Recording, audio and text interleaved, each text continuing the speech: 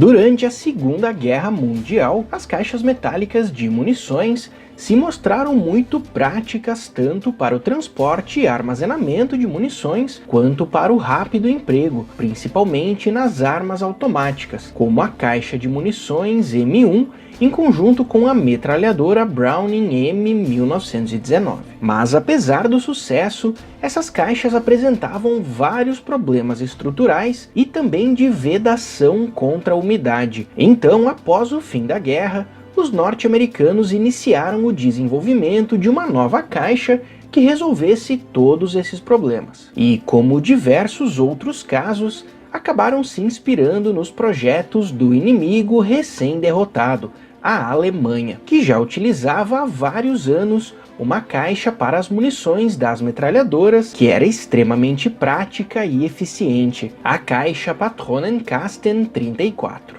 E copiando várias características desse modelo alemão, foi criada no início de 1946 a caixa de munições M19 e fez bastante sucesso no exército dos Estados Unidos. No ano de 1950, essa nova caixa passou pelo seu primeiro teste em campo de batalha, durante a Guerra da Coreia, e diversos problemas começaram a ser documentados pelos militares ao longo dos anos, como a alavanca de trancamento que era muito frágil e entortava com facilidade, a borracha de vedação muito fina e a dificuldade de empilhar essas caixas durante o transporte. Mas esses problemas só foram resolvidos depois da Guerra da Coreia, no início de 1954, com um novo projeto chamado Caixa de Munições M19A1, que é o modelo utilizado até os dias de hoje, com quase 70 anos de serviço militar.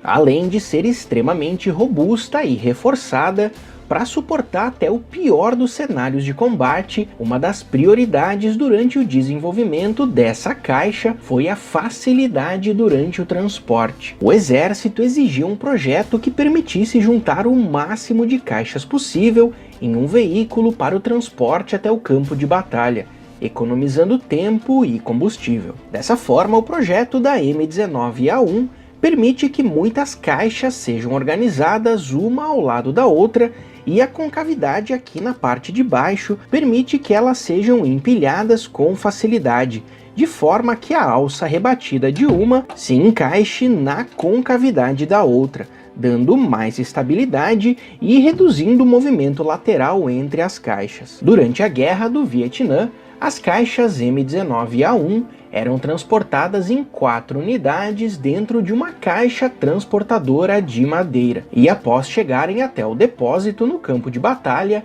eram empilhadas de acordo com a necessidade.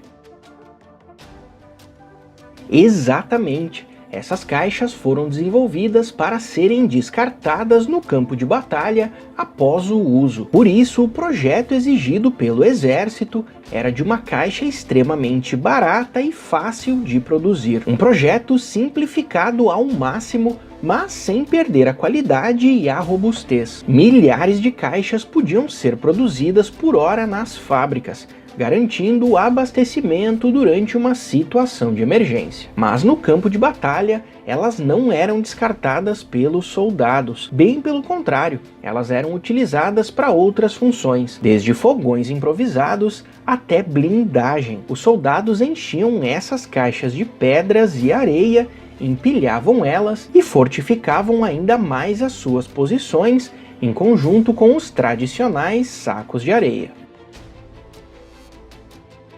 Poucas pessoas sabem, mas essas caixas foram projetadas com um sistema de remoção rápida da tampa. Depois de abrir a tampa, é só vir aqui, puxar a tampa para o lado e, como vocês podem ver, ela se solta de forma rápida e com bastante facilidade. Esse sistema foi desenvolvido pensando nos operadores de metralhadoras, tendo em vista que a tampa aberta assim para o lado pode atrapalhar em um ambiente reduzido e a tampa fechada pode dificultar a visualização do cinto no interior da caixa para acompanhar o número de munições restantes. Mas depois, caso o operador queira adicionar a tampa de novo, é só alinhar aqui os 3 pinos com a dobradiça da tampa, empurrar e a tampa já é devidamente encaixada novamente.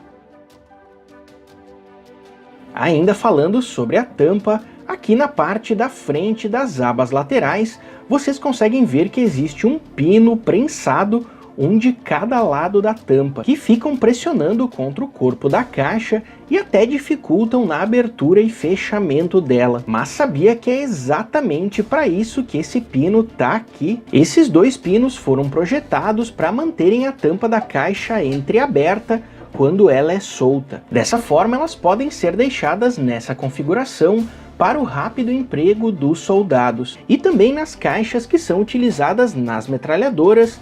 Em uma situação extrema como a chuva, essa tampa pode permanecer nessa posição enquanto o cinto sai aqui pela abertura, evitando que a caixa encha de água. Outra característica muito importante dessa tampa é essa aba lateral que é inclinada. É maior aqui no começo e vai afinando até o fim. Isso facilita na abertura e fechamento da tampa, evitando que ela balance para os lados. E também esse sistema alinha a borracha de vedação do interior, garantindo que a caixa vai sempre ser vedada da forma adequada toda vez que for fechada. Além disso, essa aba lateral funciona também como uma espécie de calha e ajuda a evitar a entrada de água quando a caixa está sendo utilizada entreaberta em uma metralhadora. E claro, nós não podemos esquecer da borracha de vedação no interior da tampa, que é larga e sela completamente toda a abertura da caixa, e evita a entrada de água e umidade até nos piores cenários. Outro ponto muito interessante que pouca gente conhece é que a concavidade aqui na parte de baixo da caixa acaba elevando o fundo da caixa aqui na parte de dentro.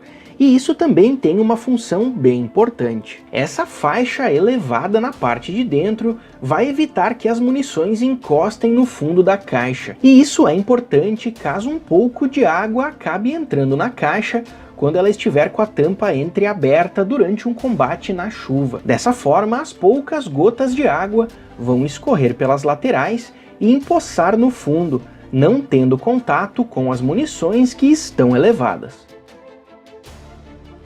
Muitas pessoas se perguntam também sobre o motivo desse furo na alavanca da trava, e ele está aqui por 3 razões. A primeira é para remover massa dessa peça e reduzir o peso, o que até não pode fazer tanta diferença em apenas uma caixa, mas vai fazer diferença durante o transporte de várias. A segunda é para que essa caixa seja rapidamente identificada, caso seja vista nessa face no meio de várias outras de outros modelos. E a terceira e mais importante é que esse furo sirva também como uma espécie de alça para o operador conseguir encaixar os dedos e abrir a tampa.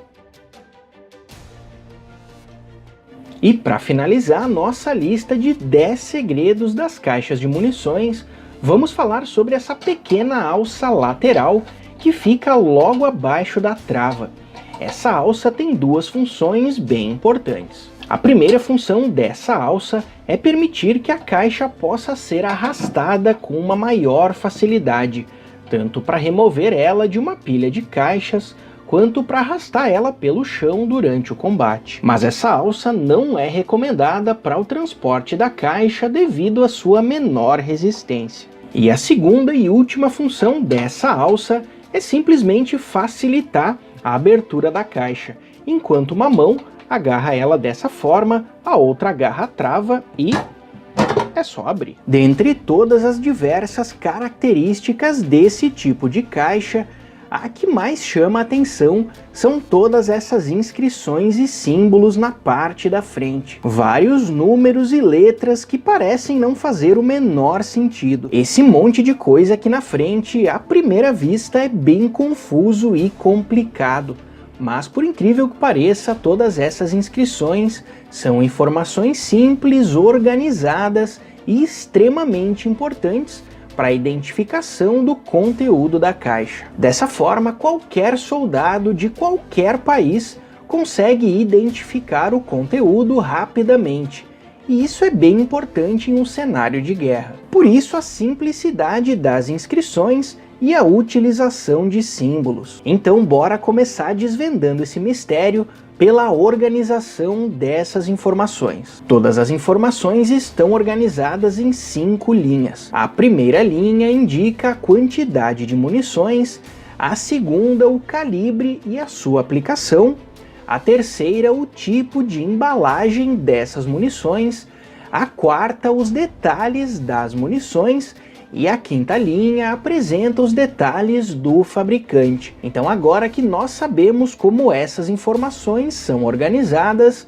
vamos analisar linha por linha. A primeira linha é a mais fácil de compreender, pois nos indica que dentro da caixa existem 200 munições. Aqui na segunda linha, nós encontramos a primeira informação de fato importante, que é a indicação do calibre e a sua aplicação. Muitas pessoas ficam confusas ao ler apenas o 762, pois não sabem se é o 762 por 51 ou o 762 por 39. Mas essa questão é facilmente resolvida devido a esse símbolo que vem antes do calibre. Esse círculo com uma cruz no meio é uma simplificação do símbolo oficial da OTAN. Dessa forma, nós sabemos que esse calibre é o 762 OTAN, o clássico 762 por 51. E agora que a gente já conseguiu identificar o calibre, após a vírgula, nós temos a informação sobre o tipo de aplicação dessas munições. Esse símbolo de uma linha com 2 bolas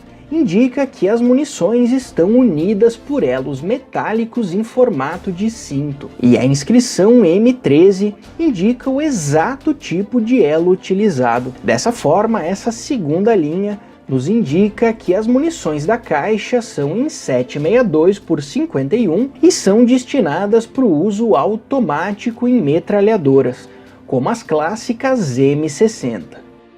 Descendo agora para a terceira linha, nós temos a informação de como essas munições são embaladas no interior da caixa. E isso é muito importante também para definir o tipo de arma mais recomendada para o uso dessas munições. A tradução da palavra cartons em inglês significa caixa de papelão.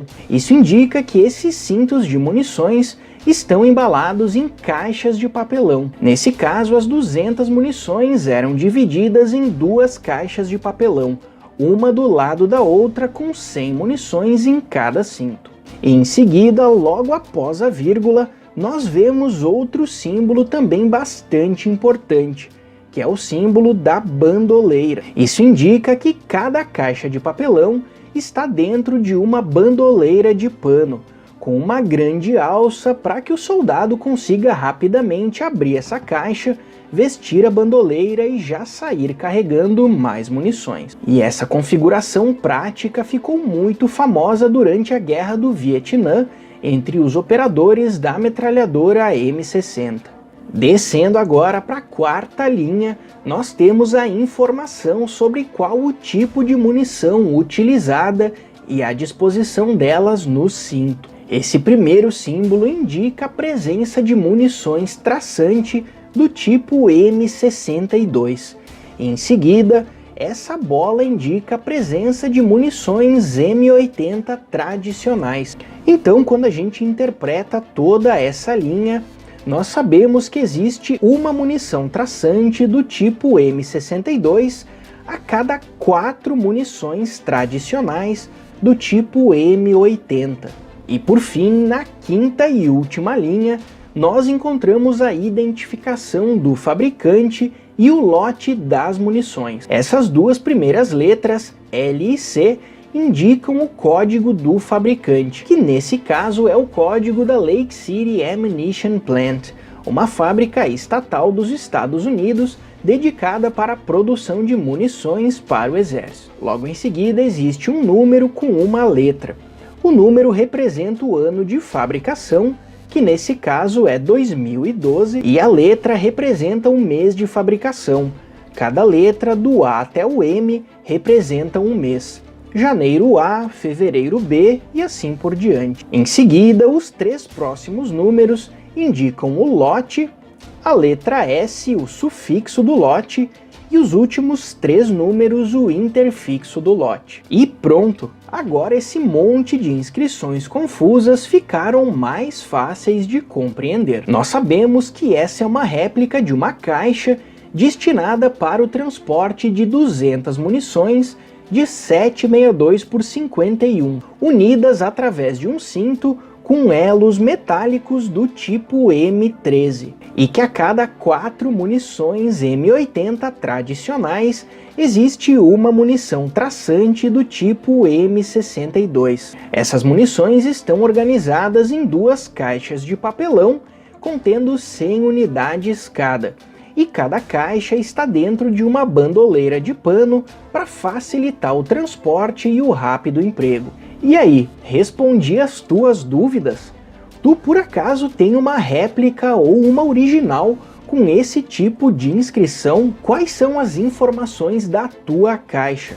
Depois de interpretar, deixa aqui nos comentários todas essas informações. Então é isso, pessoal, espero que vocês tenham gostado desse vídeo.